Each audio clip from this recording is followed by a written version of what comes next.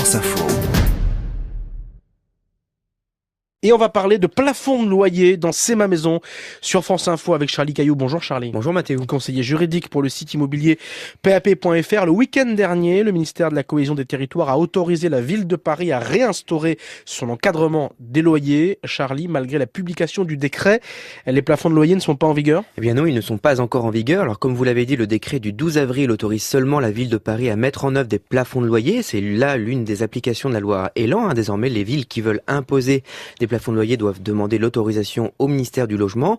Avant de donner son feu vert, le ministère vérifie que dans la ville concernée, le manque de logement, le prix des loyers, le manque de construction justifie la mesure d'encadrement. Alors sans surprise, Paris remplit les critères. Une trentaine de communes, surtout situées en Île-de-France, ont émis le souhait d'appliquer également ces plafonds. Dans un premier temps, ce sera seulement pour Paris intramuros. Si le ministère a autorisé Paris, pourquoi les plafonds ne sont-ils pas déjà en vigueur ? Alors tout simplement parce qu'il faut maintenant que le préfet d'Île-de-France publie les plafonds de loyer pour les 80 quartiers.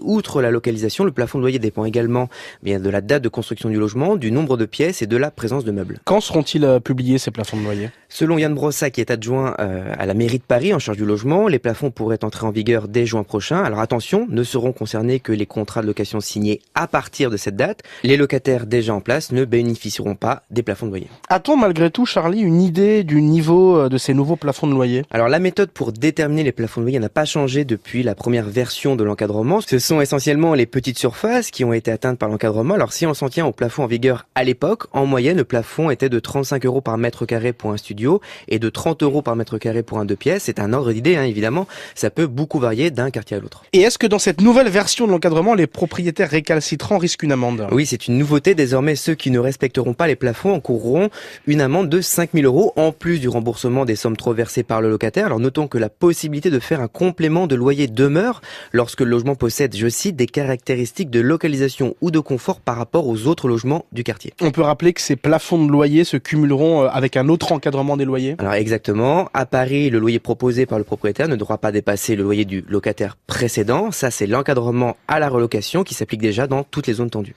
Merci beaucoup Charlie Caillou, à dimanche prochain.